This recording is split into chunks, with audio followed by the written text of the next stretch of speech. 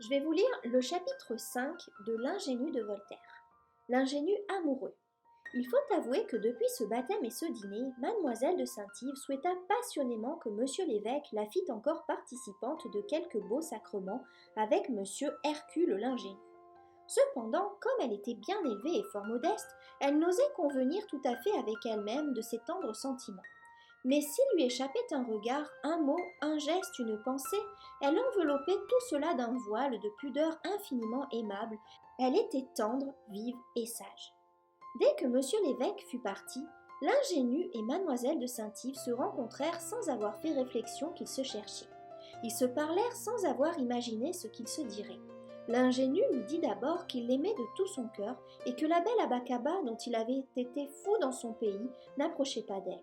Mademoiselle lui répondit avec sa modestie ordinaire qu'il fallait en parler au plus vite à monsieur le prieur son oncle et à mademoiselle sa tante, et que de son côté elle en dirait deux mots à son cher frère l'abbé de Saint-Yves, et qu'elle se flattait d'un consentement commun.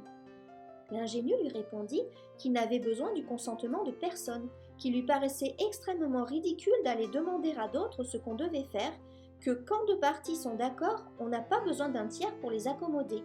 Je ne consulte personne, dit-il, quand j'ai envie de déjeuner ou de chasser ou de dormir. Je sais bien qu'en amour, il n'est pas mal d'avoir le consentement de la personne à qui on en veut. Mais comme ce n'est ni de mon oncle, ni de ma tante que je suis amoureux, ce n'est pas à eux que je dois m'adresser dans cette affaire. Et si vous m'en croyez, vous vous passerez aussi de monsieur l'abbé de Saint-Yves. On peut juger que la belle Bretonne employa toute la délicatesse de son esprit à réduire son huron au terme de la bienséance. Elle se fâcha même et bientôt se radoucit. Enfin, on ne sait comment aurait fini cette conversation si, le jour baissant, monsieur l'abbé n'avait ramené sa sœur à son abbaye. L'ingénu laissa coucher son oncle et sa tante qui étaient un peu fatigués de la cérémonie et de leur long dîner. Il passa une partie de la nuit à faire des vers en langue huronne pour sa bien-aimée, car il faut savoir qu'il n'y a aucun pays de la terre où l'amour n'ait rendu les amants poètes. Le lendemain, son oncle lui parla ainsi après le déjeuner, en présence de mademoiselle Kercabon, qui était tout attendrie. Le ciel soit loué de ce que vous avez l'honneur, mon cher neveu, d'être chrétien et bas-breton.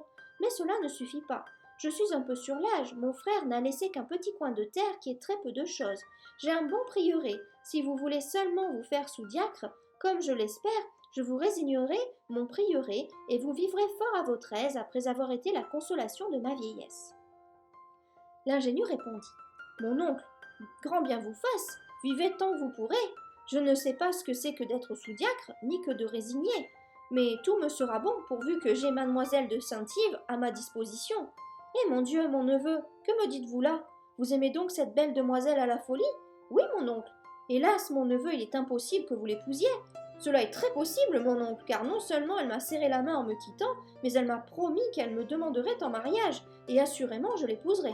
Cela est impossible, vous dis-je. Elle est votre marraine. C'est un péché épouvantable à une marraine de serrer la main de son filleul. Il n'est pas permis d'épouser sa marraine. Les lois divines et humaines s'y opposent. Morbleu, mon oncle, vous vous moquez de moi. Pourquoi serait-il défendu d'épouser sa marraine quand elle est jeune et jolie? Je n'ai point vu dans le livre que vous m'avez donné qu'il fût mal d'épouser les filles qui ont aidé les gens à être baptisés. Je m'aperçois tous les jours qu'on fait ici une infinité de choses qui ne sont point dans votre livre, et qu'on n'y fait rien de tout ce qu'il y est dit. Je vous avoue que cela m'étonne et me fâche. Si on me prive de la belle Saint-Yves, sous prétexte de mon baptême, je vous avertis que je l'enlève et je me débaptise. Le prieur fut confondu. Sa sœur pleura. Mon cher frère, dit-elle, il ne faut pas que votre neveu se damne. Notre Saint-Père le Pape peut lui donner dispense, et alors il pourra être chrétiennement heureux avec ce qu'il aime. L'ingénu embrassa sa tante. Quel est donc, dit-il, cet homme charmant qui favorise avec tant de bonté les garçons et les filles dans leurs amours? Je veux lui aller parler tout à l'heure. On lui expliqua ce que c'était que le pape, et l'ingénu fut encore plus étonné qu'auparavant. Il n'y a pas un mot de tout cela dans votre livre, mon cher oncle. J'ai voyagé, je connais la mer, nous sommes ici sur la côte de l'océan, et je quitterai mademoiselle de Saint-Yves pour aller demander la permission de l'aimer à un homme qui demeure vers la Méditerranée, à 400 lieues d'ici, et dont je n'entends point la langue. Cela est d'un ridicule incompréhensible. Je vais sur-le-champ chez monsieur l'abbé de Saint-Yves, qui ne demeure qu'à 1 lieue de vous, et je vous réponds que j'épouserai ma maîtresse dans la journée. Comme il parlait encore, entra le bailli, qui, selon sa coutume, lui demanda où il allait. Je vais me marier, dit l'ingénu, en courant, et au bout d'un quart d'heure, il était déjà chez sa belle et chère Basse-Brette, qui dormait encore.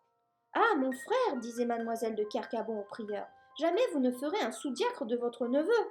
Le bailli fut très mécontent de ce voyage, car il prétendait que son fils épousât la Saint-Yves, et ce fils était encore plus sot et plus insupportable que son père.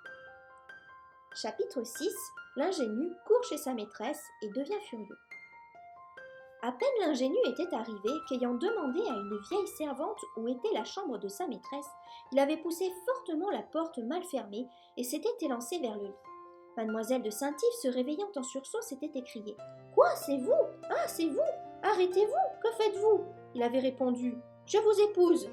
Et en effet, il l'épousait, si elle ne s'était pas débattue avec toute l'honnêteté d'une personne qui a de l'éducation. L'ingénu n'entendait pas raillerie.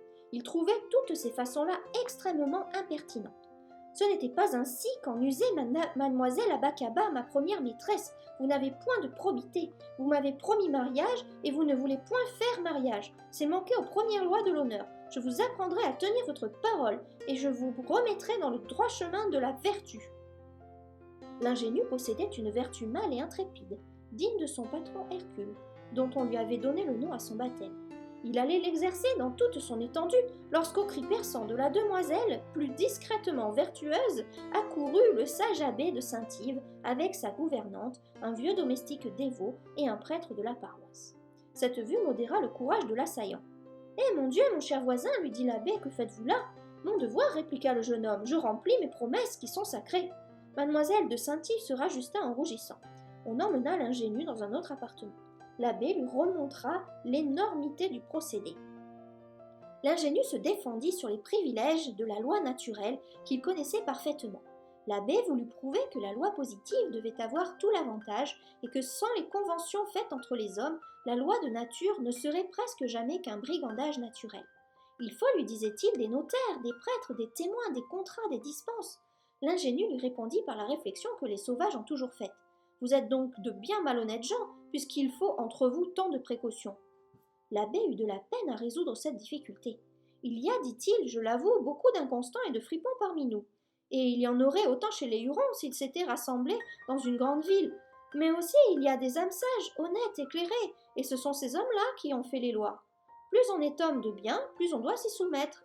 On donne l'exemple aux vicieux, qui respectent un frein que la vertu s'est donné à elle-même. Cette réponse frappa l'ingénu. On a déjà remarqué qu'il avait l'esprit juste. On l'adoucit par des paroles flatteuses. On lui donna des espérances. Ce sont les deux pièges où les hommes des deux hémisphères se prennent. On lui présenta même mademoiselle de Saint-Yves quand elle eut fait sa toilette. Tout se passa avec la plus grande bienséance. Mais malgré cette décence, les yeux étincelants de l'ingénu Hercule firent toujours baisser ceux de sa maîtresse et trembler la comprendre. On eut une peine extrême à le renvoyer chez ses parents. Il fallut encore employer le crédit de la belle Saint-Yves.